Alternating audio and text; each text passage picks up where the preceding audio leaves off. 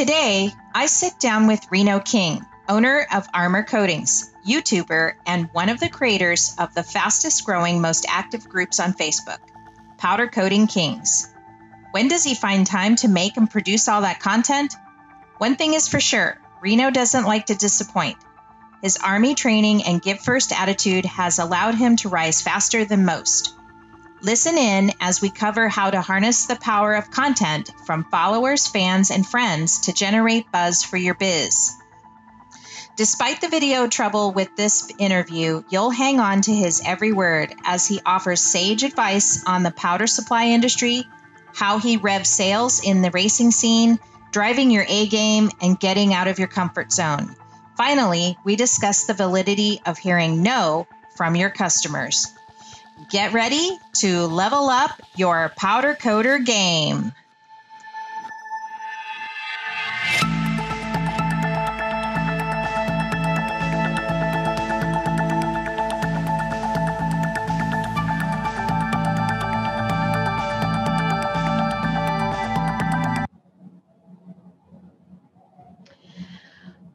Welcome to Roscoe's Powder Coater Podcast. I'm your co-host, Kim Scott. This weekly podcast interviews influencers in the powder coating industry and covers trending topics so powder coaters can effectively learn and grow their businesses. Today, we welcome a guy with a lot of energy. His Facebook group page says he's an aircraft electrician by day and a powder coater, Cerakoter by night. We're talking about Reno King himself from Armour Koatings out of Clarksville, Tennessee, to the show. Welcome to the show, Reno. Hey, thank you very much for having me on today. I really appreciate it. Yeah, you're welcome.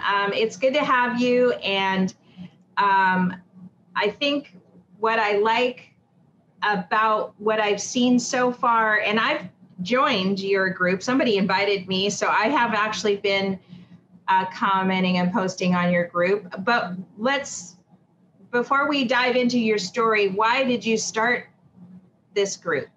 I have always, the group, because when I started doing the, I don't know if my video's froze or not, but Yeah, it is frozen, but it'll come back maybe, huh? Okay, if not, we'll pause.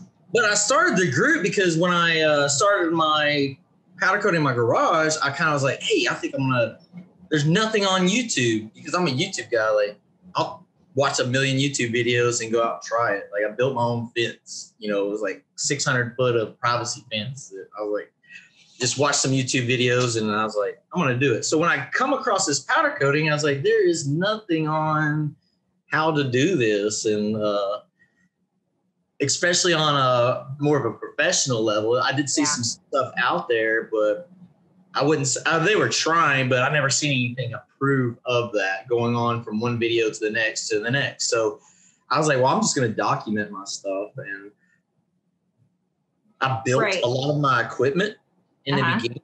And when I started documenting on YouTube, I started getting people to reach out to me on my personal page and my business page. And it just got to the point where I was like, oh my God, I'm answering this question to this guy, which this guy's got the same question. And then I had to explain it all over to him. And I was like, we all need to be together. And there were other groups, Facebook groups out there, but there's a lot of trash talk. And if you're going to be a professional, you need, no matter where you're at and what level, like say if I'm a, 15-year veteran in the community and somebody's 6 months in, that 15 is mundane to them. They've been doing it millions of years. It's second nature. But this guy in the beginning, he's like, well, how do I do this? That guy should be talking to him like, here's how you do it. If he's going to be on part of those groups, give him those insights. Hey, try this. If that don't work, here's this, With you on that. I mean, when I first started looking on YouTube too, I found the same thing you did. I took a different route just because I was a blogger. So I was actually blogging for customers. And so a lot of the content I created was just informational, educational content that, you know, if they happen to stumble upon my YouTube channel, they would, you know, they could find that video, and I would just embed it in the blog post, because they were actually finding my blog posts more than they were looking for me on Instagram or YouTube. But it's not easy to create content on different platforms, and I think that you do it pretty well. Of course, you're not afraid of the camera. No, and you know, military right there. Yeah, is it? Yeah. A lot of schools and training on talking as you get, you know, of the brain. You got to be able to teach a group of people. The schools you go to, you know, how to make a PowerPoint presentation, how to present yourself, how to keep talking, cut your crutch words out and stuff like that. And I just got better and better at it through that. That's great. I mean, yeah, I think a lot of people rely on that kind of experience to get them to start a business or whatever, you know. They certainly do train the military right, you know. But it's almost, well, in your story or your bio, you said that you started just 5 years ago in your garage, but then it seemed like you've grown rapidly. Can you tell us more about that and how you did it? Well, it was the marketing aspect behind it. So what happened is like I started figuring out how to manipulate Facebook, manipulate Instagram, not too much. It mainly was Facebook and Google My Business. Those two things right there. So ranking, SEO ranking and stuff like that, and overall has changed dramatically. You can't just buy your top spot anymore. Maybe big companies can. But if you're in your area, you get Google My Business, get verified. Well, if you're producing more content and the more stuff you produce on Google My Business, putting those pictures up, putting offers, as soon as somebody puts in powder coating near me and I'm near them, I'm number one. Actually, both of my businesses are number one and number two. Because I bought another powder coating business. Just because I go in and manipulate it all the time. And then I asked the customers, I was like, hey, if you're satisfied, would you mind sending me a review on Google or Facebook? Yeah. That's what that does, brings you higher and higher on the search engine. It's true. And that's why it's essentially what I did too with Ross's company. And I was painting, he was painting furniture. Before we got into powder coating. But then when he got into powder coating, I wasn't as interested in learning powder coating. So I just kind of got on the computer and just started learning all about that stuff too. But it's exhausting. I mean, you have to be at it every day. There's a lot to learn. It's not easy. You know, we're doing a special right now where we're offering like a website and social media package to powder coaters. Just to custom coaters, so that we can, because we already know the ins and outs and now how hard it is. So for like $2,500, we can give you the full package deal, you know, just upload, you know, we just need your photos and some information about you. But, you know, it is, I guess if you're comfortable with it, there's a lot of people that aren't comfortable with it. And for those that aren't, it's not easy to get out there and get yourself out there. And then there's always this judgment zone, right? Where you're looking at, you know, say you follow Roro and then you're just starting out and you're like, how can I, you know, and it's not about that though. Strive to be better, you know. You'd be like, oh, that guy's been in business for 10 years. Everybody started somewhere. Everybody messed up.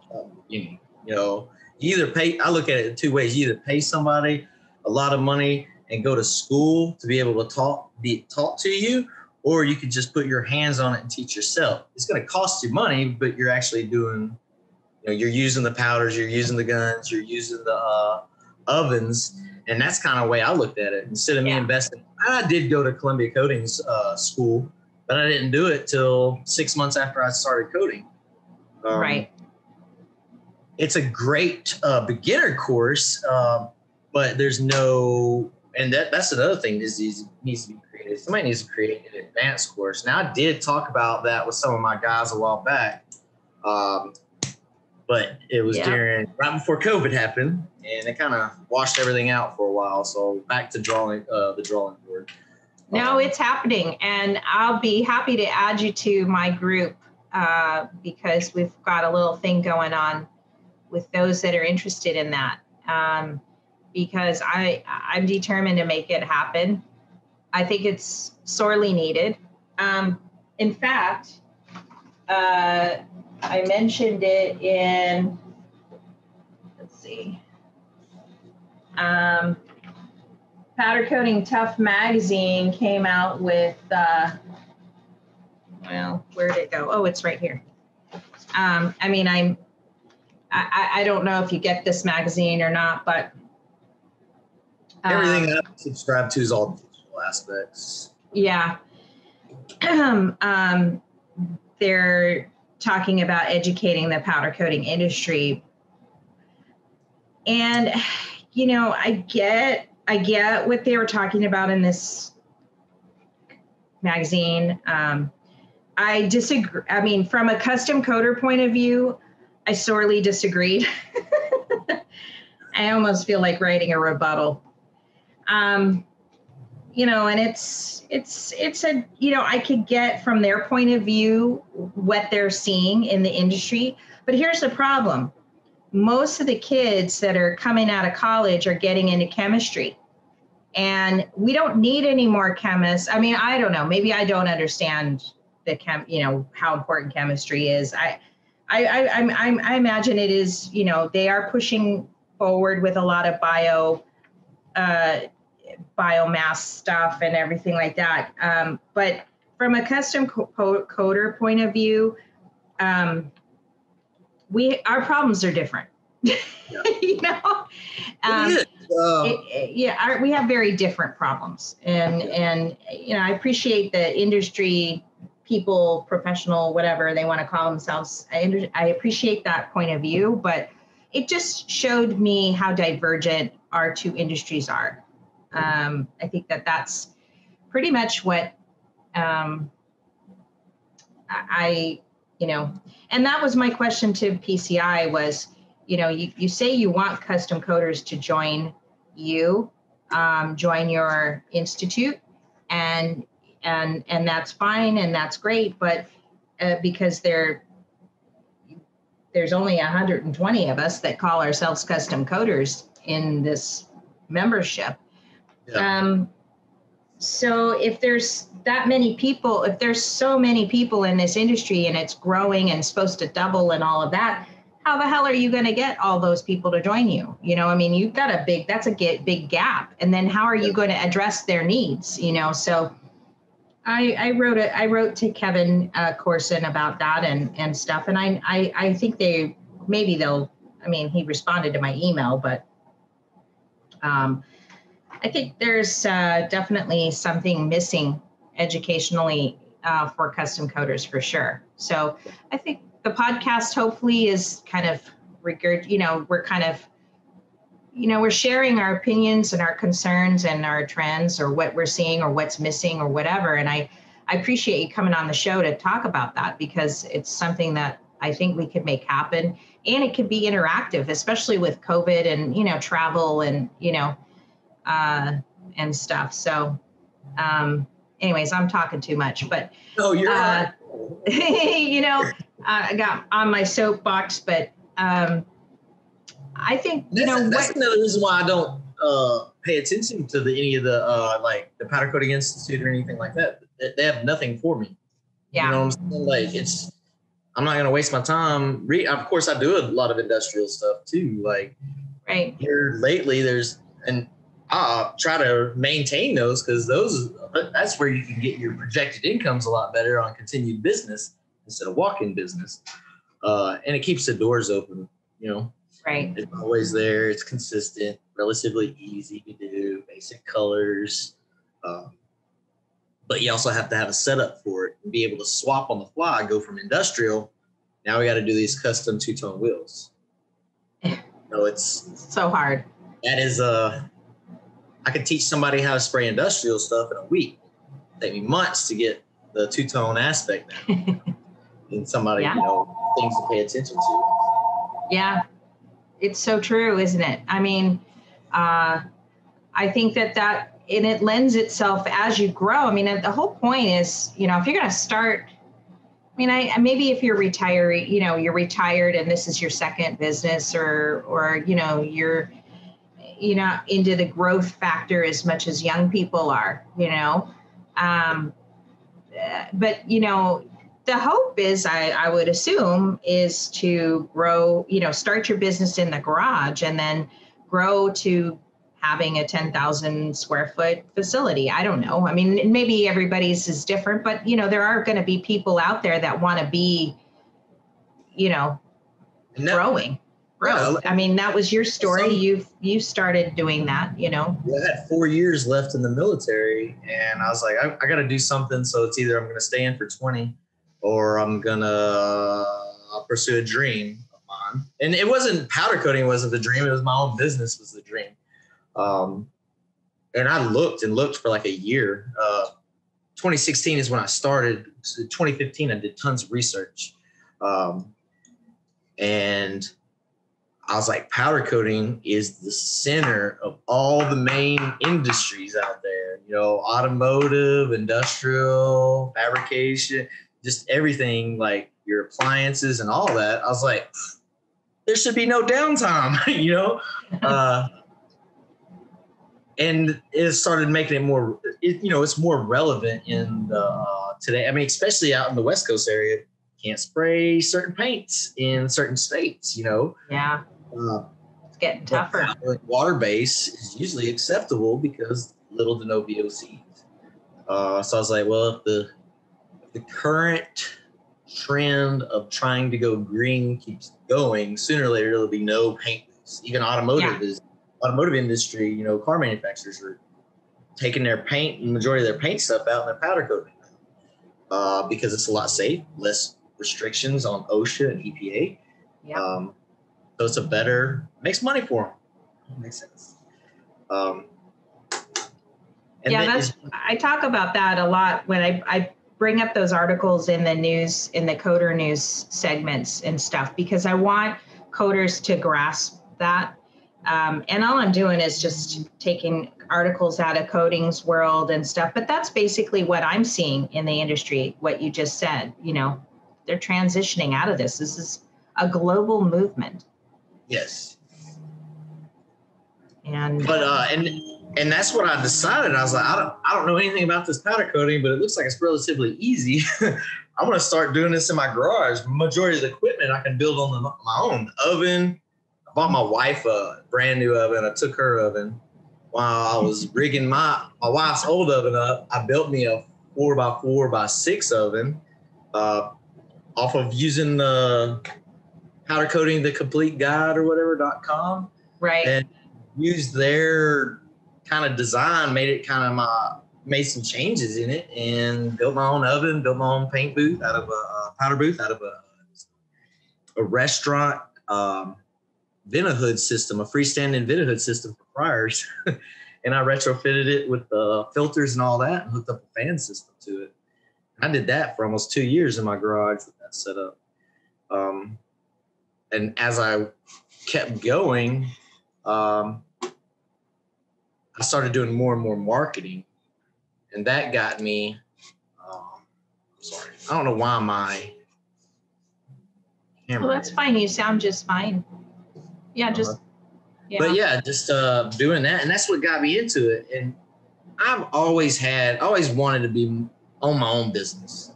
And my cousin, I got some family members that have businesses in Texas and stuff. And my cousin was like, one time, I always called and talked to him about, hey man, what are you thinking about this business idea? Hey, yeah. He's like, one day he just said, Reno, you're never going to know until you do it. Just jump head first into it. So I was like, you're right. I guess you're right. So that's what I did. If I'm going to do it, I ain't going to do it half-assed. I went all in and spent all the money I had at the time and built everything up. And when I started marketing and stuff, I was getting really good at powder coating, but I became a better marketer to be able to manipulate these platforms where people see me, knew about me, And that's the big deal. You build a business, who knows about you? With social media, I call it my digital word of mouth because it's still word of mouth. It just travels a lot faster. Yeah. It's where the customers are. Yep. And I mean, there's a lot I want to say about Instagram, but I mean, I never thought that I would find customers on Instagram. I was thinking, how could I ever get there, you know? And I haven't even done maybe half the stuff that these influencers talk about how to use Instagram for, like direct messaging and all of that. I haven't even gotten into that, but on there, and I just signed up for TikTok. I don't know why, but that's some of my guys around here that I've helped teach and start their business. They use TikTok, so I was like, yeah, I'll give it a shot. Did you? But, yeah, I don't know. It's just another platform that, because now Facebook and Instagram are so integrated that once you're using the business suite through Facebook's new application, as soon as you post on Facebook, it goes to your Instagram and your Facebook. Yeah. I'm part of, I got invited to a new platform called Clubhouse. Have you heard of it? Yes, I've been following Elon Musk on there. Yeah. With his Clubhouse interviews. Yeah, I was getting notifications all the time when people would start whatever, but for some reason, I haven't gotten any in the last couple of days.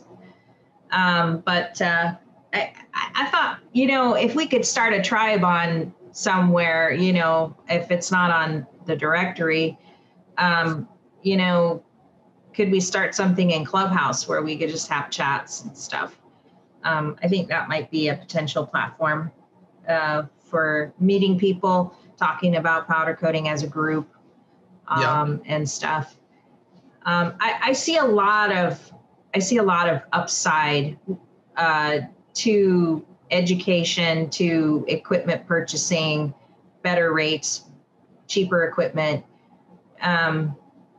What do you think is the best way to reach out to these people? Is it just to these companies, these corporations, to kind of break that wall down?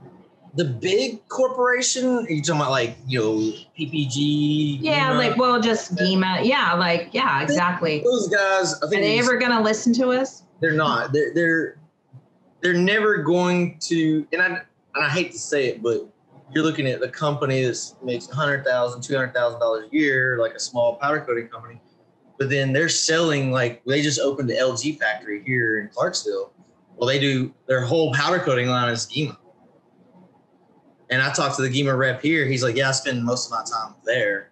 Yeah. And then when my GEMA rep was here, I'm not trying to talk bad on anybody. When my GEMA rep was here, he didn't know all the aspects of the gun too.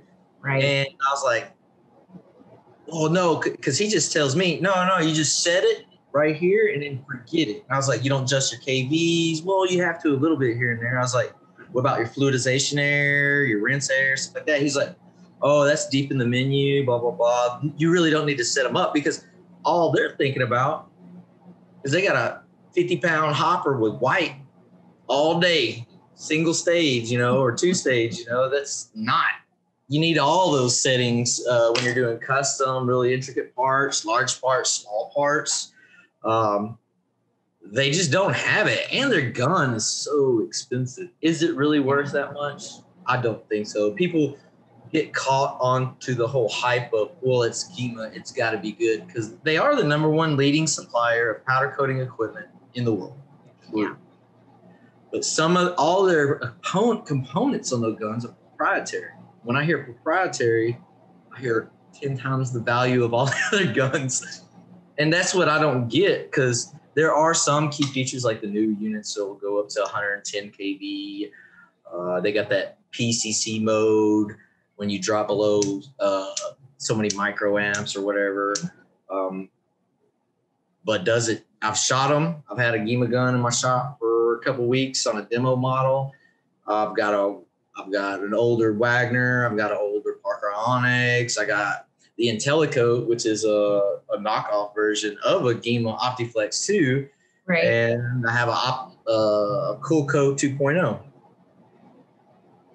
If you know your system you don't need a super awesome gun. You know, right. You learn your system. You learn to work around. Yeah. Yeah. And that's with any gun. Once you get it, you're going to have to know where your ideal air pressure is for that particular part, you know, how the powder comes out and everything. You just don't get it out of the box and do, you know, $10,000 set of wheels day one. You know, maybe if you're used to that particular model or something like that, but it takes a little learning curve to get those. I do notice a lot of people have a problem with digital units. Like I have that 171 here, or not the 171, the IntelliCoat system here. It's a digital powder coating system, just like a Optiflex 2. I've tried so many times to teach people here at my shop how to use it, and it's like they're forgetting to turn down the KV. They're forgetting to adjust the microamps. Oh, it's the second stage. But if I put them on the little 2.0 I got, the Cool Coat 2.0, oh, this is too easy. And it's kind of the same. It's an auto adjustment on the microamps, but I mean, it's still basically the same principles, just a lot more adjustability with the digital. So now, you're saying, are you saying that it's like easier to train people on the more manual systems because if you go right to digital, it's like they're not grasping the changeover and dropping the KV and making those adjustments. And that's okay if it's like me or Ross or that one guy that's in there, you know, he knows all of his equipment. He knows all how it works and everything. He knows how to do it. But then when you start to grow and you pull employees in, it's a learning curve because I can't go down the road and say, hey, temp agency, I need some experienced powder coaters, or hey, experienced powder coaters wanted. I'm not getting none. There is no experienced powder coaters here. You know? So you have to flatten that learning curve because you don't want a guy coming in, working for 4 or 5 months, still learning the dang digital gun. Why could I just put him on a manual analog system and he'll be fine? Right. Yeah. So those are the gun system and I guess to get back to the main question was those bigger companies. Just my opinion is let them keep doing the industrial. All those powders that they have are usually white labeled or black labeled through smaller companies. I don't know 100% sure if like Prismatic Powders makes their powder in-house, but I'm pretty sure they got a large big company getting raw material and mixing colors in-house, not making the powder themselves. And I think Columbia Coating just did that too. They got a system now where they can make custom colors in-house, but they still need the raw basic materials to mix them. Yeah, I'm looking forward to that. I know that's kind of a new, I don't know, it's not a new, it's like an open secret, I guess, at this point. People that's what they're kind of whispering, that they can do this now. I've heard from another large manufacturer that they're going to be doing that too, and that they can turn it around in like 48 hours or something like that. So in a small quantity. Yeah. So, I guess that's a win for the custom coater on one level,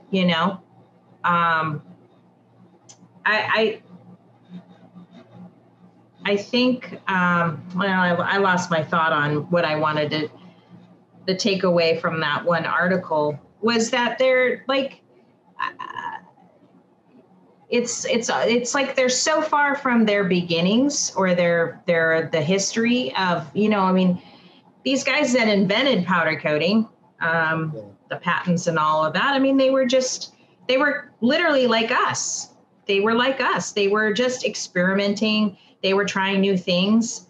I get really excited when I see, you did something experimental I saw on a recent post. And, I think it was the Johnny Cash something. That was my buddy has worked at this place. He's the fabricator in my shop because we started doing fabricating last year. He's like, man, I think we should get some glass because I have a large sandblasting area. Yeah, I should probably, let me bring that up because it's a pretty cool I liked how it turned out. It's not perfect by no means, but it's a large door that the first time I ever powder coated glass. Now I did glass cups a while back, mugs, and engraved them, but this is just a little bit different, just to see what it would do. And I use car vinyl, which works a little bit better than like the Oracle 651 or high bake vinyl. And I cut it on a vinyl cutter. And let me share my screen.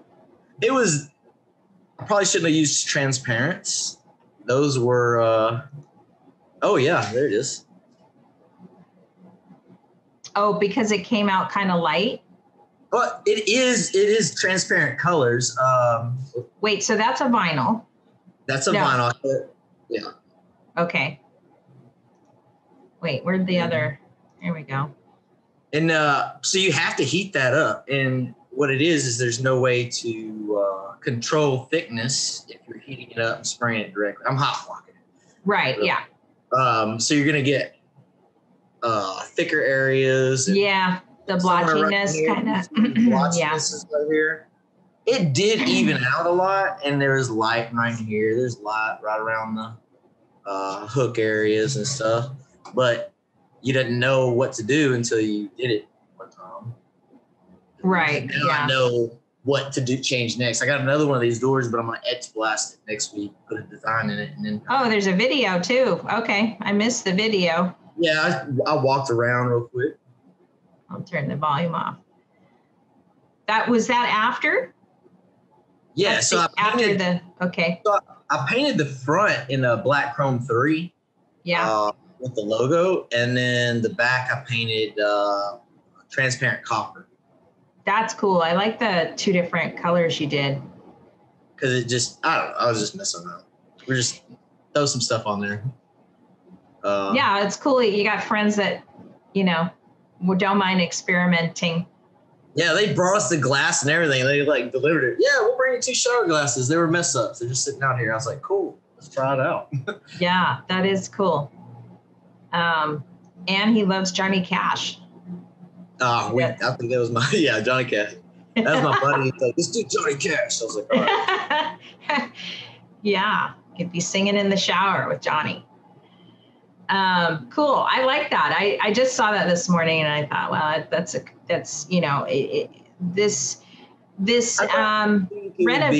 just this way of like, it's just to me, it's reminiscent of the history of powder coating, where they were just literally like taking shavings from paint and trying to electrify them onto metal and then putting it in the oven. I mean, that's essentially what powder coating came from, so these guys were just like, they were experimenting, and like we are. And it's so funny how, I mean, it's great that the industry has grown as big as it has industrially.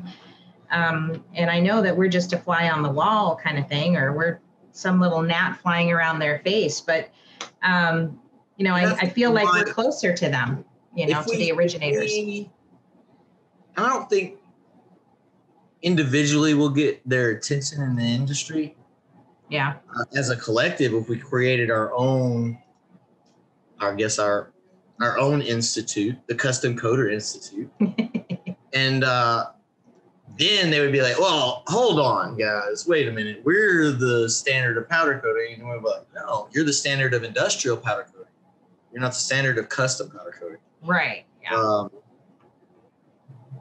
But I think more and more smaller powder companies like Powder by the Pound, Columbia Coating, Prismatic Powders, All Powder Paints, those companies are going to get more relevant.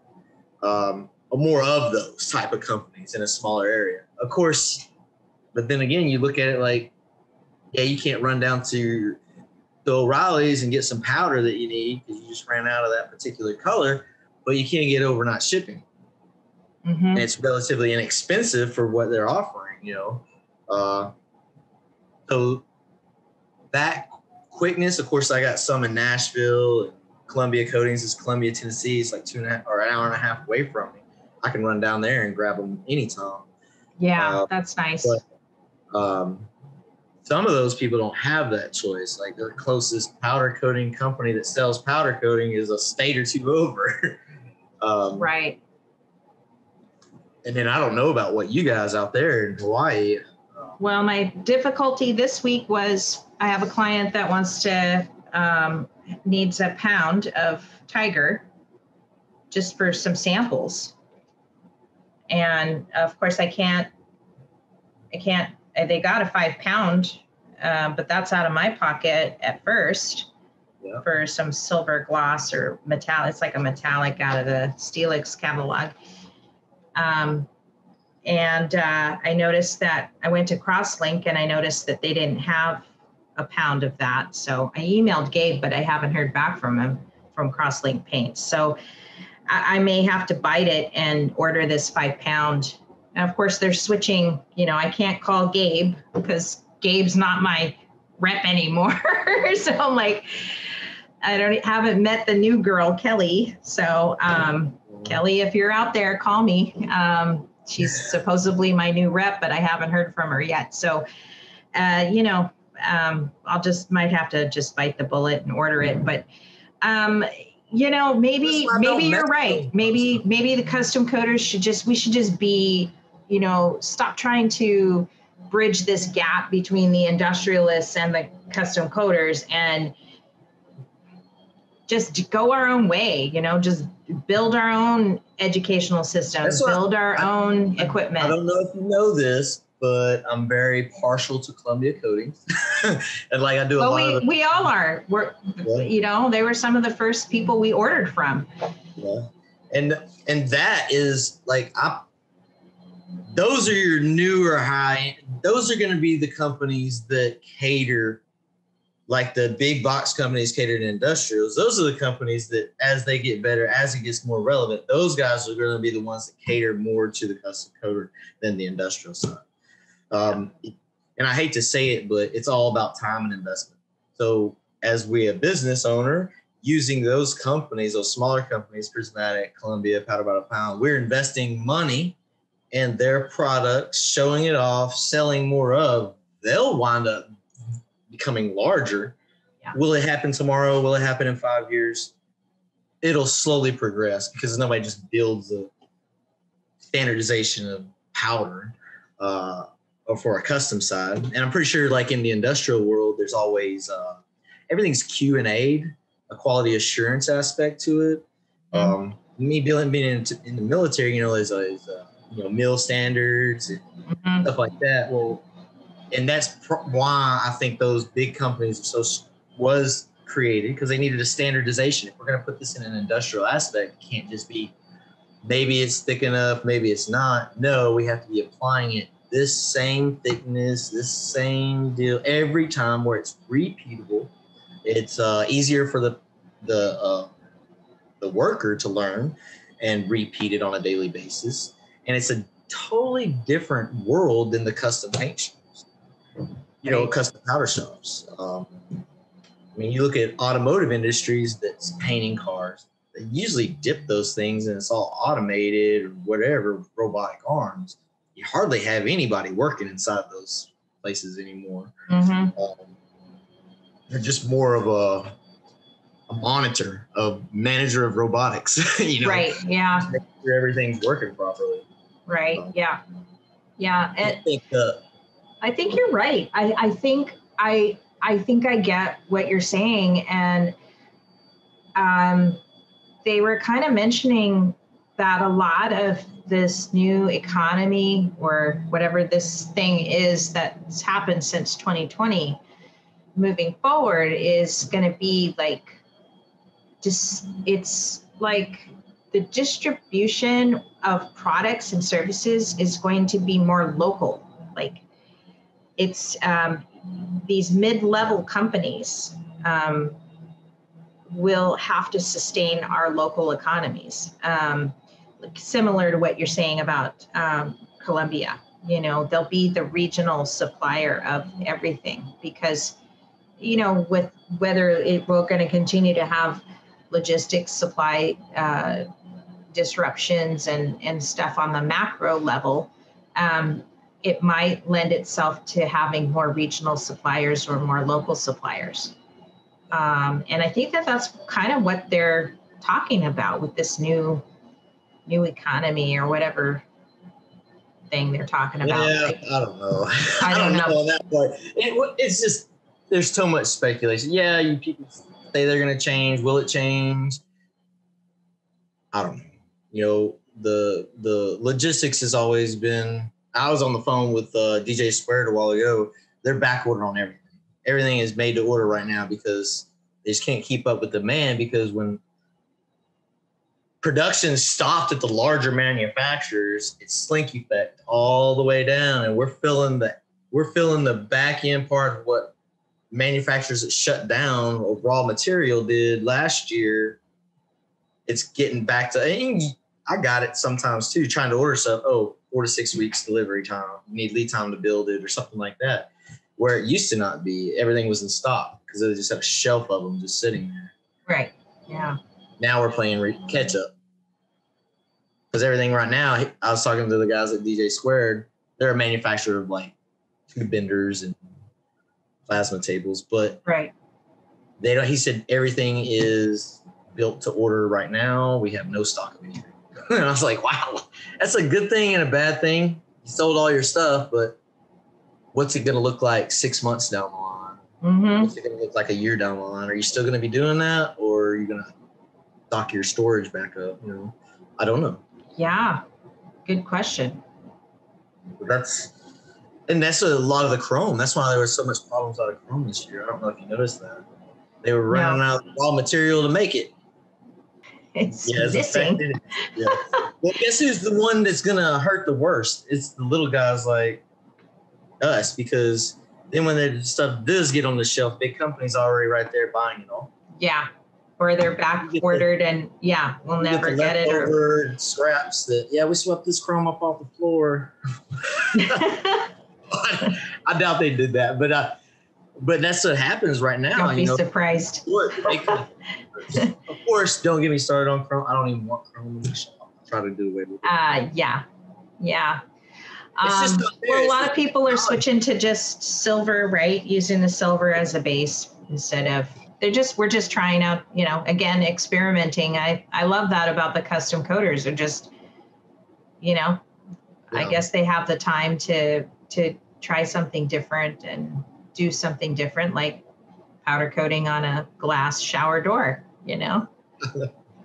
Just something to get attention. I don't know. You need content. Yeah. Content. I just need content. Give me your glass shower door. But you never know unless you try it, I am going to try to make a YouTube video about that in the next couple of weeks. I got to do some other stuff, get some blast, because I'm going to sandblast it too and etch it. That's cool. We've done that. It came out really cool. Yeah. I've done. So Dad brought me some mirrors. He's like, you got a sandblaster? I was like, yeah. Can you etch these mirrors for me? I was like, I have never done that before. Oh, it's too easy. Because he was using like a Harbor Freight blast pot, and he was dumping like 2 50-pound bags in like 10 minutes. I was like, mine's way more efficient than that. Yeah. So tell me what you do in the race world. Are you pretty involved in that? Got me. That's what got me like known in my city and the area, is that probably a year into me powder coating, one of the guys that I had worked with in the Army had gotten out, and he started up this, race team called Top Secret Speed. And it was like a nonprofit veteran organization working on cars, drag racing cars, stuff like that.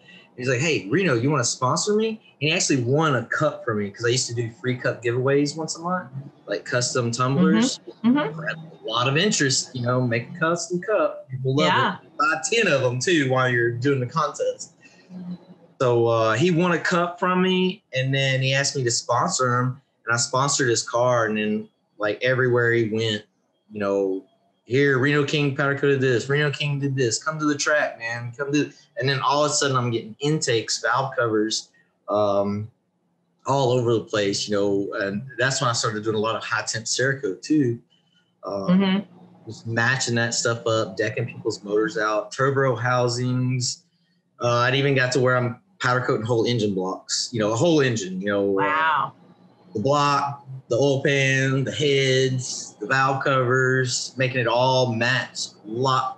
The engine has to be completely disassembled, but the overall finished product, I got a mud truck out there with the engine that I did in it 3 years ago, and it still looks just as good as it does day one. I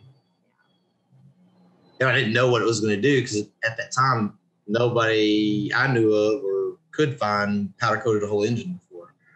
There's probably people out there that did it, but nothing that I found on YouTube or anything. Not very many people want to take that risk. Powder coating an engine. I think I heard something about learning about the metallurgical properties and stuff like that. When I started doing this, people, can you powder coat my rims? They're made of aluminum. Will the heat warp the wheel or degrade the aluminum? And I was like, shoot, I don't know. I might have to look that up. But then I found out car manufacturer's been doing it for years now, or wheel manufacturer's been doing it for years. I was like, well, if Inky or BBS ain't never had no problem, I don't think we are either, because it should be around the same temperature of what I'm cooking it at. Right. Well, and it's kind of like they're just, because it's mostly auto body and, that world of auto body and car building and stuff. They're just relying on their friends to paint their everything, right? For their race cars and stuff. And they don't know any powder coating friends, right? So, yeah, I know. Now everybody wants to know their powder coating friend. I do a lot of those rear end housings from Hammer Concepts and Designs. I've done 2 this week, probably 30 or 40 this year of all these high-end chromoly rear end housings, and very particular people. Like, they're his customers, they're building like $200,000, race cars, drag cars. So everything is mint on these until they take it out to the drag strip, but they take a lot of pride into it. They want every little piece perfect. And a lot of people are going away, like, painting the cars. They're just having them the body prepped and then wrapped, and then everything else is powder coated, the cage and all that. Now, some people do fight against the powder coating on roll cages because it's great until you hit a wall or a tree, depending on what race you're doing. So now you got to cut that bar out, weld the new in, and now all you're left with is spray paint. Right. Or disassemble your whole rod and powder coat it again. So, but I do a lot of cages too. And, I've done a few rock bouncers, mod light frames, sprint cars, stuff like that. Yeah, we have for as small as Maui is, we actually have a very passionate group, large group actually, of racers and sprint car racers and drag racing and stuff like that.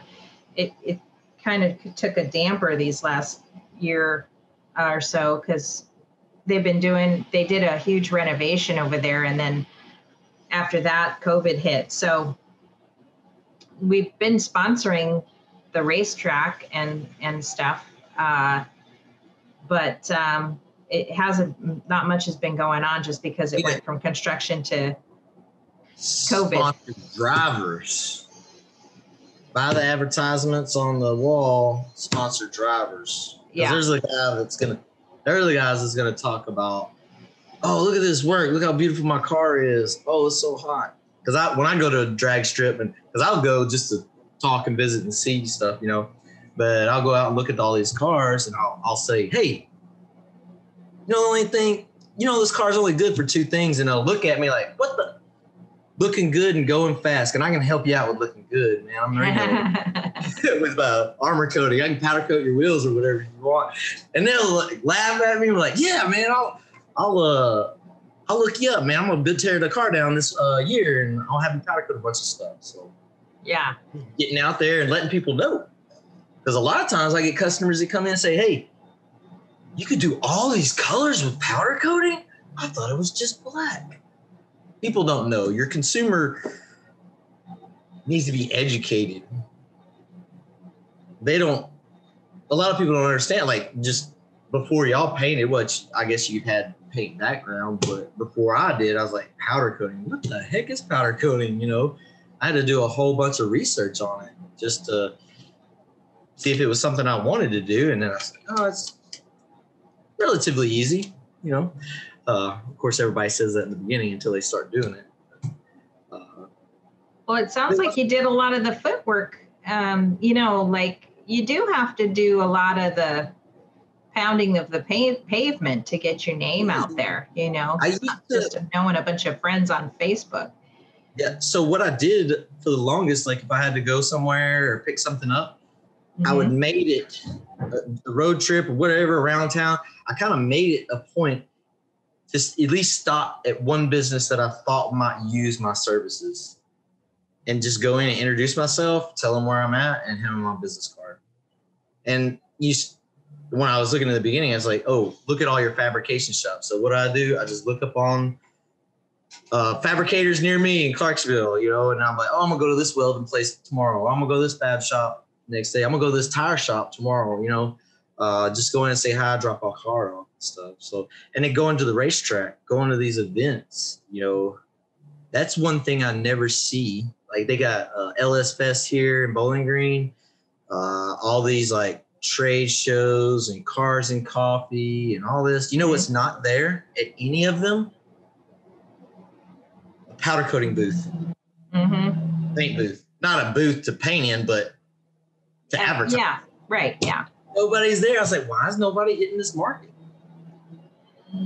Yeah, we were about ready to do that when COVID hit. Because we were moving to this side, and a lot of the guys with cars are, you know, so we had we had a lot of cancellations on those car events and Cars and Coffee. I don't know if they're meeting right now still. We're still relatively shut down, but you know, we were giving out like 10% off or whatever cards to the Cars and Coffee people. And stuff. I think that's a great way to just do the PR, I guess, to side. It's not just utilizing Instagram and Facebook. If you need something a little bit more personable. Personable now. You know, a lot of people are like, yeah, I like Facebook Marketplace and stuff, and I'm sure that's great, works for you. But if it was me and I was starting out again, I probably would avoid Craigslist and avoid Marketplace and just get out and meet people and walk. You know, we're in a new area. In fact, I just had a bunch of these like cards that I made. They're just flyers that I made, and it's just a picture with, you know, find your happy Maui Powder Works. It's just try powder coating. It's really simple card. I think I made it online in about 5 minutes and printed them out. And it was like $36 delivered to my door. And it had our old location on it. So I just whited that out and put in our new location. And I'm just going to walk around the block. Yeah. And let everybody know that we're around the corner here. So I'm getting ready to do that. And it could be that simple, you know, to get your name out and, you know, it helps to be personable. And I think that you have that ability, you know, it's not everybody is like, if I had to ask my husband to do that, I mean, like he's not like, you know. Yeah, no, I understand.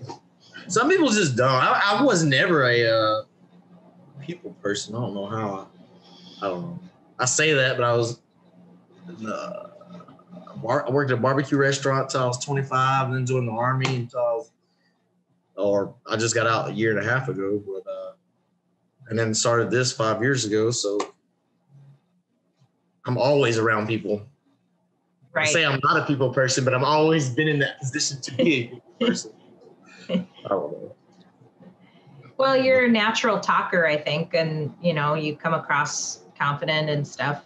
And Ross does too. It's just he's so busy doing what he's doing. He doesn't. I don't think he sees the value of talking to people. Yeah. He's like, why do I need to talk to everybody? I already got all this work to do. Yeah, you're like, Kim, you keep piling it on. Yeah. Like, sorry. And I don't like to say no very often. I know it. That's me. And you know what? There is a good story about that. I kind of find that I might want to pause the podcast and go grab this because I love this story and I've been wanting to share it for a long time. So bear with me tell the audience a story while I go and look for this thing. Tell us just a fun and interesting story that's happened to you, maybe with a customer or something like that. Oh, now you got me thinking. I'm all put you on the spot. No, you don't talk. I got notes, but none of those notes. Well, talk about anything you want. I'm gonna put this down for a second. I don't know. Oh, I will say, like we have some questions on here. Kimberly sent me some questions that we might go over and stuff. So how do you keep your A game going? Do I subscribe to specific processes, mantra, or philosophy? And I'd hate to even get into that because I'm afraid she might ask me later. But helping everybody kind of gets me into that. I'm sorry, I was just talking about your A game, keeping your A game going. Yeah, that's a great one. Because I think people can lose motivation. And just give up because they hit roadblocks or difficulties, or they don't know what to do. They're like, "Oh, this is not working." There's a million ways to skin a cat, Yeah. And keeping on my A game and just getting on here, talking to my other friends that I've acquired through this powder coating journey that I've done. Like, I'll just hit those guys. Hey, what are y'all guys doing? And then they show me videos or, man, I just knocked these, American Force wheels out and all this. I was like, dang, man, how do you do that? Because I got a buddy that down in Memphis, Dirty White Boys, Daniel Powers. He just started this past year, a little bit before 2019. He's like, Reno, help me out. And he was actually going to be one of my customers, but he was all the way down in Memphis when he found out about me about 3 years ago. And then one day he's like, man, I think I'm going to try powder coating. I was like, dude, I'll help you out. Let's go. And now he's getting these super expensive wheels. Like, people are shipping them up from Texas and all this. He's still working a full-time job. He's really big in the fuel. He's on Fuel TV's mentioned him a few times on there for doing these multi-tone, polished, powder-coated wheels, Mm-hmm. And I'm like, golly, dude. I was like, I've been doing this for 5 years. He's stepping in. He's like, well, man, I had a good teacher. And I get on there. They give me motivation, because they'll call me when they're having a hard time. And I kind of lean on them too when I'm having a hard time because I see how far they've come and they like, dude, check this out, man. Look at what I just did, man. I can't believe this. Holy crap. Look at, because he told me today, he's like, oh man, a guy wants me to do this whole motorcycle build. I told him I can't get to it for a month. He's like, and the dude was like, okay, here's $1,500 down. I want my spot now. And I was like, are you serious? That is ridiculous. And that makes me feel good. I was like, man, I'm at my game, man. I'm like, these guys that I taught are passing me up now. And individual determination area, a lot of these things, what are you comfortable with? Are you afraid to look outside the box? And those people have been with me a long time, like Brandon Morgan down in B2 Powder Coating in Chattanooga, Daniel Powder. Mm-hmm. These are Harley Dave up in Pennsylvania. Yeah. These guys, Harley Dave was one of the reasons I started. Harley Dave, Brandon Morgan, is the reason why I started Powder Koating Kings. And they'd always call me and I'd help them out. And they're like, oh, thanks, man, dude. I just could not get it. And so I called those guys up, I'm like, hey, what y'all are doing? They might not know it, but, I get down, but I try not to show it because I don't know. The guy that they learn from is having a hard time. It doesn't look right, but I reach out to those guys and just see how they're doing, check up on them.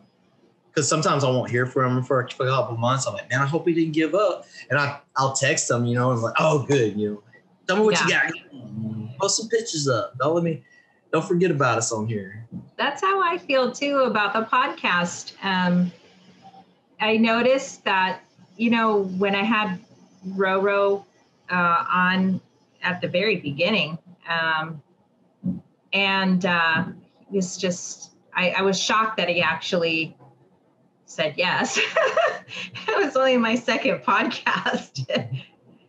And then he recently had been featured on another podcast. He wasn't in the podcast. Somebody had mentioned him about the podcast. Oh, yeah.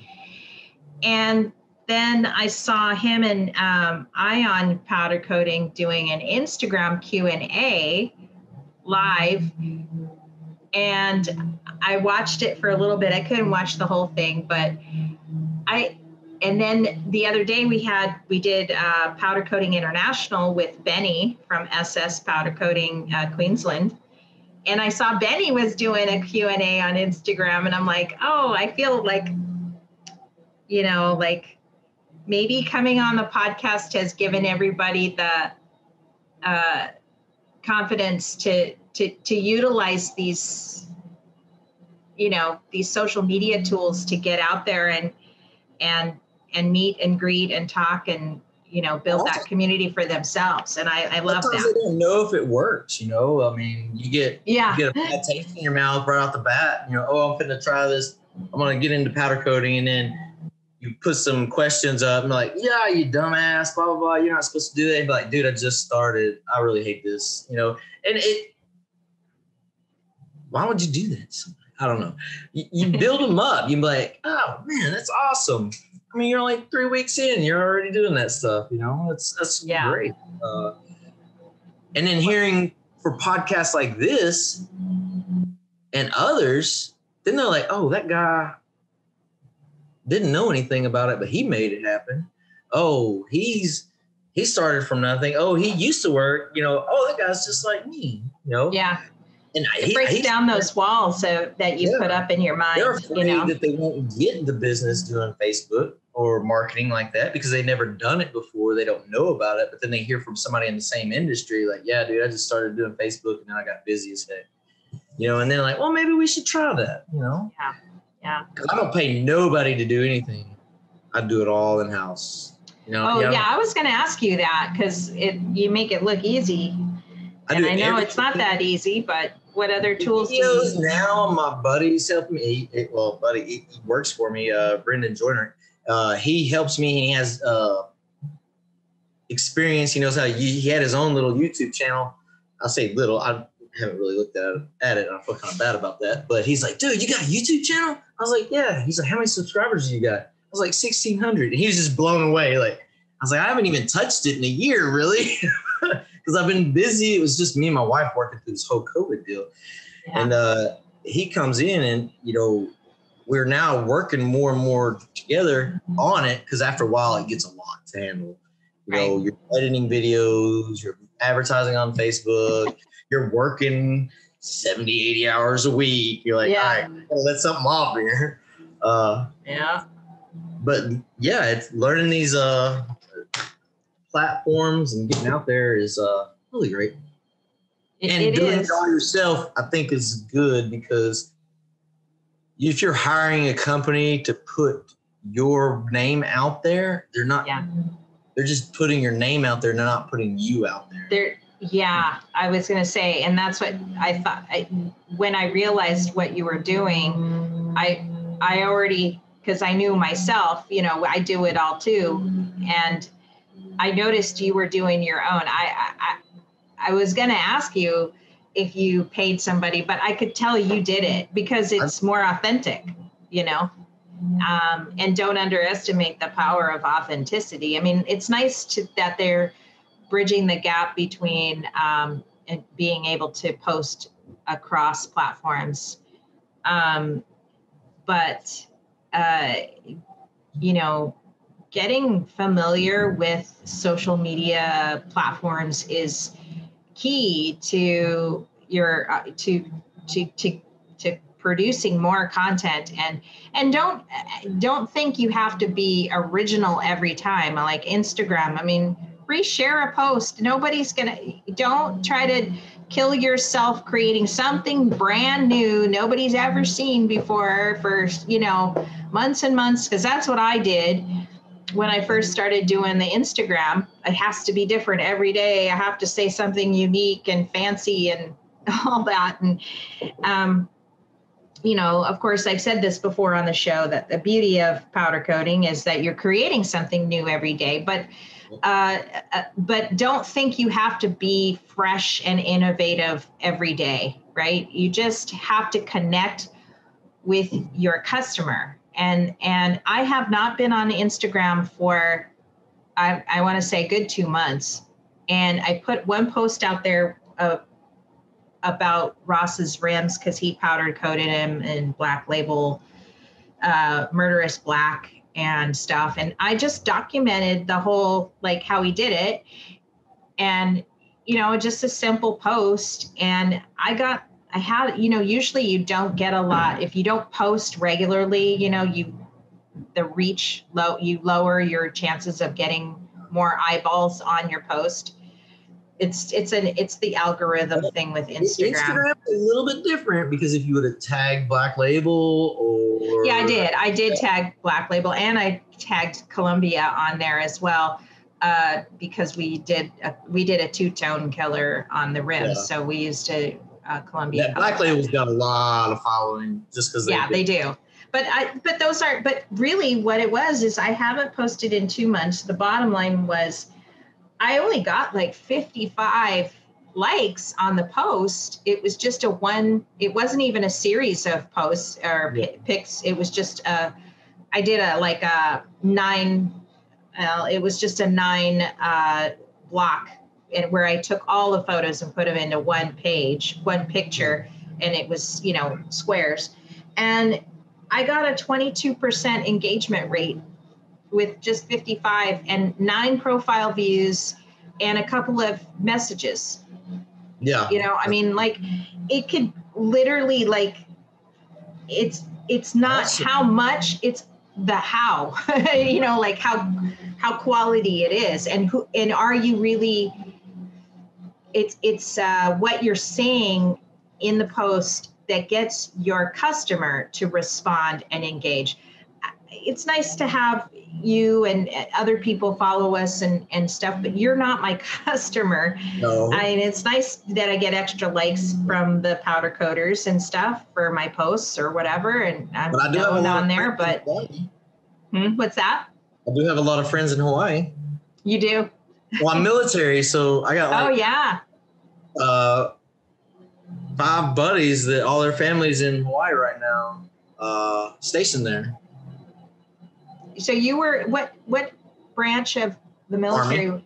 Army. Okay. Yeah, they're huge here. Schofield, barracks, huge. Or whatever. Schofield. Yeah, Schofield. Yeah. And they're in there. So I might not be your customer, but I might be able to refer. Yeah.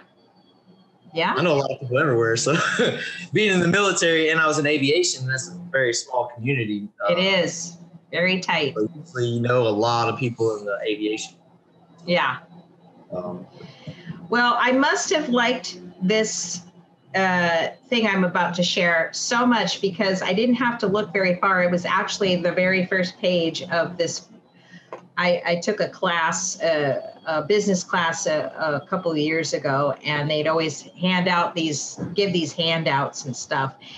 And I just saved them all because they're just so important. Maybe I'll be able to share them to everyone at some point. But there's some that this one really got to me. I guess because I'm kind of more of a salesperson at heart, been on a lot of sales positions over the years. And this one really got to me because sales are so critical to any business, right? It is really one of the cores of your business. And the name of this is called 5 Reasons Why You Should Seek Rejection. And it was posted back in 2013. And it's a little bit of a story, but it says, nearly 40 years ago, I learned one business lesson that became the foundation of every success I've ever enjoyed. I was out of college for the summer and working as a door-to-door educational materials salesman for the Southwestern company. Believe me when I tell you that there is no better introduction to the feeling of rejection than having a door slammed in your face over and over again. You know, I guess because he's selling like encyclopedias, right? Nobody wants, he's being nice when he says educational material salesman.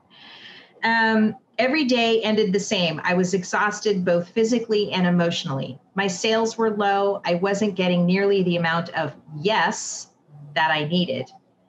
I was truly on the verge of packing my bags and quitting when I got an idea that totally revolutionized my way of thinking. What if, instead of making my goal about the number of sales I made, it was about the number of sales pitches I did every day? From that moment on, I stopped focusing on getting sales. My single focus was on the goal of doing 30 sales pitches every single day, no matter the outcome. So even if I did 30 pitches and was rejected all 30 times, I could still accomplish my goal. But here's the funny part. I never could get 30 no's in a row. If I succeeded in doing 30 pitches, I always got at least one yes. I ended up becoming one of the best salesmen simply by not caring whether or not I made the sale. And then it goes on to say, years later, I took this concept to another level. I just started managing a young comedian and was trying to get him bookings in the college market. For my goal for each day was being beyond simply doing 30 pitches. I was now trying to literally receive 30 no's every day. On each phone call, I would actually say, would you be interested in booking a comedian? Would you? Anyways, it goes on to just talk about how he basically looks for the no now because he's so good at sell. So tell me what your thoughts are on that. So before I did the powder coating business, I did like direct marketing, kind of sold some like it's called Zija health stuff. Mm-hmm. And actually, I don't do that, but it did teach me a lot. So it taught me how to talk to people. Yeah. And it goes into the deal like ask 10 people, get 1 yes, you're good. Ask 10 people, get 2 yeses, you're getting better. Ask 10 people, you get 3 yeses, you're really good. If you get that 4th yes out of 10 people, you're doing some awesome stuff. Yeah, I mean, that's 40% engagement, right? Yes. So, 30 yeses or no, and never preload yourself with expectation. And what I mean is don't try to sales pitch and think, well, I'm just awesome. He's going to say yes because he doesn't know you're awesome, right?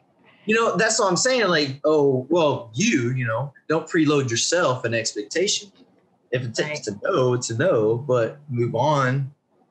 Ask somebody else. Bugging can be a good deal. Bugging can be a bad deal. Too much calling, oh, let me contact you back later in 2 weeks. Maybe you change your mind or something like that. But you put something that triggers a remembrance in their head. And that's why you get so an enthusiastic atmosphere or an enthusiastic attitude or character, whatever. Mm-hmm. That puts something in somebody's head, like especially if you can make them laugh. oh, that's crazy, you know? And then they'll remember you. And then later down the line, they're like, I did meet somebody who can powder coat. Hold on, let me call this guy up. What was his number, information?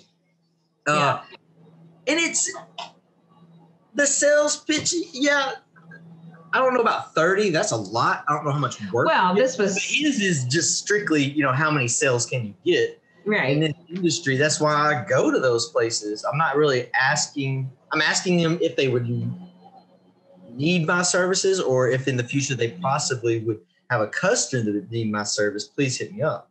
Yeah. You know, and I don't go to the individuals. I go where other individuals go that would possibly need that service. You know, if you're powder coating wheels all the time, I'm not going to go to a lamp store. Right. I'm going to go to the wheel shops in town and start passing out and be like, hey, you got any old wheels in the back I can powder coat and set up as a display with my cards in it? And that's another thing. I hit up automotive places in town.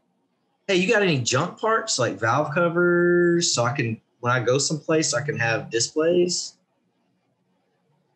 Yeah, they give you for free.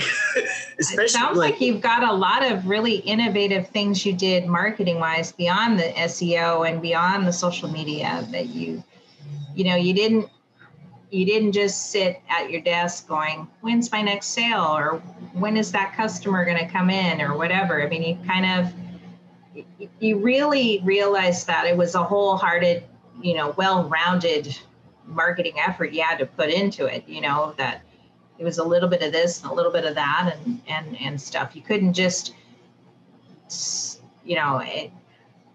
I always think there's another way, right. There's always another way. Like even my Facebook, I got Facebook campaigns set up, and I turn them off and on depending on how much workload I have in the next 3 to 4 weeks. Yeah, right.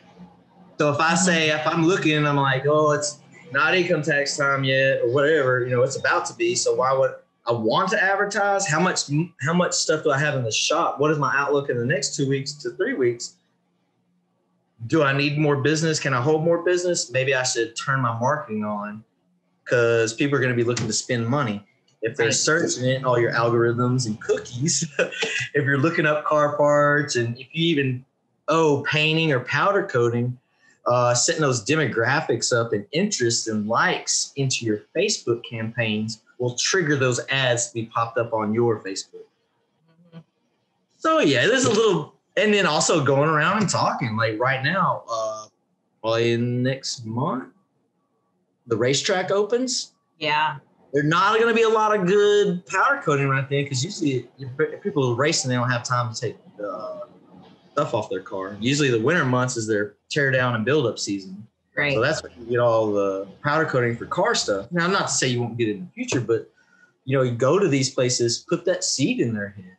Go out to, oh man, that's a super awesome car, dude. Get to talking to them. Yeah. Then be like, hey, when you get ready to tear this thing down, dude, I'll do these wheels for you. Put your logo down the side or something like that. Sure enough, not everyone will hit you back up, but they'll remember you 6 months later. Yeah, that's true. Then you send them a friend's request and you invite them to your page. And now your stuff is starting to more relevantly be on their Facebook feed because I hate to say it, most people's going to go scrolling through their phone. It's I don't listen to really radio at all. I don't listen to regular TV at all, but I am on my Facebook a lot. Yeah, we all are. Bad, but it's my connection to business. Yeah. Yeah, I think a holistic approach really is the best approach. It can be exhausting, but otherwise, if you're just doing like Instagram and you're waiting for that, it might take you a while, I don't know. I think I'll listen to the dude from Unknown Coatings. He was talking about it. He's like, I really don't. Y'all are not out there for likes. You're not. In some cases, I am, and I hate to say it. The more people that know about you, or the more people that subscribe to your settings, subscribe to your channel, the more people know about you because it's a compounded interest. Because they got hundreds of friends you don't have. So I don't. I kind of agree, and and I don't agree. Because I do want more people to like it. Because I've got my Facebook is YouTube videos on how to, or my YouTube is videos on how to powder coat. But I've gotten a lot of customers from that, which they just, oh, this guy can do wheels. Oh, this guy can do that, or whatever. They're not might not be the best, or my most awesome product, but it'll send them to my Facebook page where you can see all the good work that I've done, not just a YouTube video set up. I am powder coating that stuff for real, but it's hard for me to do a two-tone video or something like that because I put my headphones on and tune everybody out when I do that stuff. I don't want nobody talking to me or nothing. But getting those likes, and that's how what y'all are talking about, building the community for the custom coaters. More people need to be interested and engaged. The more people are interested in engaging, the more things get to moving. Yeah, that's why there's a platform that I'd like to put on the directory, and we already have this user base already where there's you have to create your user account in order to post your page on the directory, and it's a free posting, of course. I just want you guys to have a valuable backlink so that customers that land on that page and want to learn more about powder coating, because customers are searching, and they're searching beyond Google and locally. I know because I have a blog that is proving that. But on the back end, we have if we have more and more people signing up, especially, I'm tired of Facebook, to be honest with you. I know a lot of my followers are aware of that. There's a lot of pitfalls to it.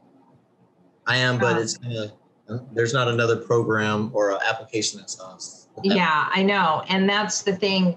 I was thinking, what could keep people on the directory without having to go through Facebook?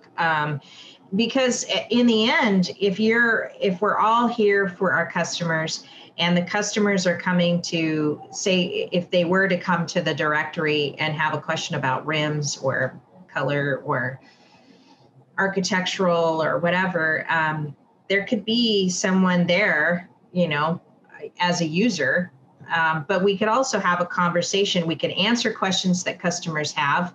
It could be a bigger community. It's not, whereas the Facebook group is just really,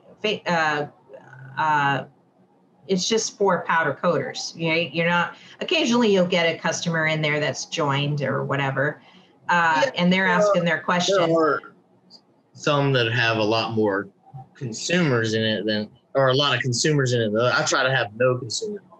Right. Yeah. Yours is just strictly for coaters, hobbyists and businesses. Right. Or people who are interested in getting into it. Right. And I think there could be, with this platform, I believe that you can actually have a question and answer area so you can kind of gauge the level of engagement that you want to obviously be in.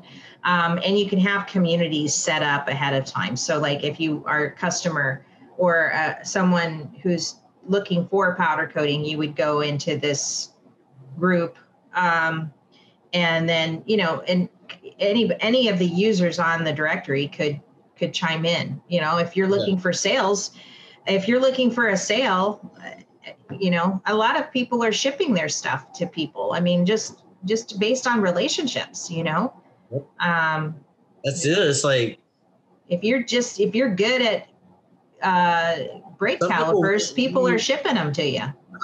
I have customers right now that have customers for years. Yeah, they just want me to do it because it's me doing it. Yeah.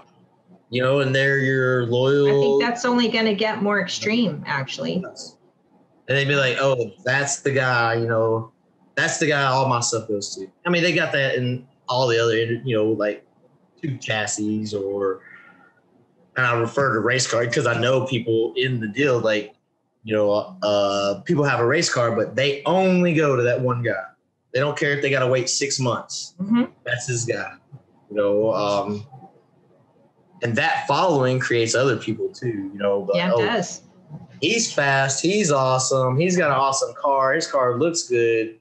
Who is he using? I want to be like him. And they'll use you because you do stuff for him only, you know? Yeah. That's shipping is irrelevant. People pay a ridiculous amount of money to have stuff. $400 powder coating job and $200, $300 in shipping fees. I've seen it, but hey. Yeah. You know, but I understand. If they know that they don't have to, that if they know to send it to you so that they don't have to worry. Exactly. That's another thing. That's, you know, that's worth its weight in gold, right? Yeah. Peace of mind. Yeah. So. Yeah. I mean, I find that, like Ross and I are saying no to people more often now, which doesn't sound right because I've been complaining about how slow it is, but you know, there are the jobs we want, and then there's the jobs we don't want, right? And you know, when you're in it long enough and you've gone through all of your troubleshooting and got your shop all figured out and your equipment all figured out, well then, you know, you can kind of start to hone in on that customer that's your customer. Yeah. And stuff. So start eating no's for breakfast. That's what this article, I'll scan a copy of this article and put it up on the vault. I have a vault that I'm trying to get out to everyone. They can sign up for the, there'll be a link in the podcast and they can sign up for it. And I'll add this little article. I think it's just so valuable, especially when you're not feeling very confident in, maybe you're just having a hard time getting some sales, you know, or getting the right customer to come to your door. I hate to say it, like, do some sponsorships or free stuff. There's a different, people think I don't do nothing for free, but what I do is it's a marketing expense. Well, yeah, yeah. If you're putting that, dude, I want to do those wheels. Oh, that's those awesome roll cage, dude. Let me do that roll cage. I just want to put my name on it. I'll do it for free, you know. I'm going to take some pictures and post it up. You're going to get, you're going to get business from it later down the line. Maybe not immediately, but you got to get your name out there somewhere. Do giveaway. Yeah. You know, that's the big thing. I didn't think it was my wife and my brothers. Like, we need to do some cup giveaways. I was like, I'm not ready to do any of that stuff. And that's what I started doing was powder coating cups. Great way to learn. You can get them from anywhere now. Stainless steel tumblers. Yeah. If you mess up, just drink out of them and move on to the next one. I got a whole bunch of mess up cups. But that's what I started on, and it's just, you know, getting out there, showing people. You can tell people that you're going to do it. You can say you can do it, but until they see it, that's a big difference. That's kind of right. That's really, that's the crux, right there. It is just that, simply said, you know. But no, talking to people that get some no's. Never be afraid to get a no.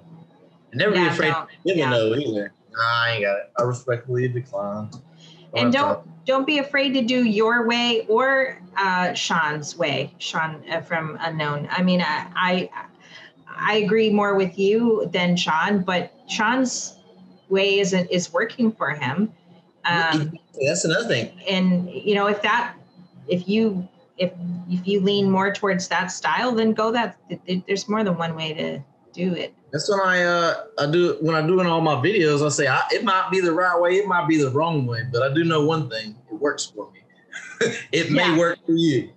If you don't like it, cool, but take something from it. You know, right? You know, that's me showing everybody else how to powder coat. But yeah, that's the nose. Sure, why not? Ask as many people as possible. Yeah. So now the way the guy ends the article is, by making rejection my goal, so now he looks for 30 no's. Because everybody says, because it was a different business. By making rejection my goal, I got to the point where no meant absolutely nothing to me. I was eating them for breakfast. Worrying about rejection became a thing of the past. And when that happened, the yeses started rolling in one after the other. Also goes behind confidence too. Mm-hmm. And that's not easy to do when you've risen pretty quickly. And I'm sure you've had your ups and downs in your shop. So you've got this equipment rollout and you've got to make sure things are running smooth. And then you've got customers coming in and stuff. And it's hard to juggle it all, Yes. But if you don't try, you'll never get good at it. Yeah. So what's the one key takeaway we can get from you after we've discussed a wide variety of topics? But and I love the innovation that you've done in terms of getting your name out there and being innovative or refreshing to people, to customers, and taking a chance on them, getting out of your car and giving them a business card, or making a goal to wherever you drove to do at least one business, Yeah. Because I think people kind of get like, I'm in my shop, like people have to come to me, I'm in my shop, Yeah. And it doesn't always work like that. It doesn't, but it is good to be in your shop though all the time. It is. Yeah. Russ loves his shop. He hates going anywhere. I stay the night up here all the time. I have a fifth wheel camper out here to the side. So sometimes I'll work into the night, just stay here, get up the next morning and keep on rolling. My wife hates me for it, but I was like, I got to get stuff done. Oh, I know. Me too. I've been running like 12, 14-hour days just at the desk, just trying to keep up with everything that we're rolling out. But so, yeah, what's your key takeaway with talking about what we've talked about? Get out of your comfort zone. Yeah. There's a lot of custom powder coating shops, but it's all, relatively within the past 10 to 15 years. That's really relevant everywhere now. So not everybody's tried everything yet. Get out of your comfort zone. You can find a niche market that you never even thought about just by daily working. If you're feeling comfortable and you're not challenging yourself every day, I don't think you're going to go very far. Always improve, always keep learning. That's why I stay in contact with all the guys, because they're doing stuff that I've never done. I'm doing stuff they've never done. But between all of us, we're reaching out, we're connecting, and now we all can do it, or I got somebody who can come up here and teach me, or I can send it to somebody that can do that, or refer them to them that's outside my area expertise. But just keep reaching for the stars. Nobody's doing this for their health. It's a business, and to grow the business, to get bigger, to make more money, to have more time off, you got to get in there and get uncomfortable, get frustrated, and get a lot of no's. Yeah. Yeah, the validity of the no's is important, because Who wrote that? Who's the author? Robert D. Smith. He has a free ebook, Battle Tested Branding. That's another thing. Create your brand. Yeah, well, that's kind of what the podcast is about too, and what we're doing with the Coder Biz is helping people build brand. The website is his website is therobertd.com. This was posted in 2013, so I don't know if that's still a valid email address. Website, but our website's down right now. Hey guys, we talked a little bit longer with Reno, but I'm going to cut it short on this one. We have some bonus content that we want to bring out. We ended up losing internet connection or something that day with Reno, so I hope to have him on to finish up this podcast. There was just a small segment about websites, and I'd like to get back with him on how he ended up rebooting his website. So that concludes today's episode. Have a great day. Aloha.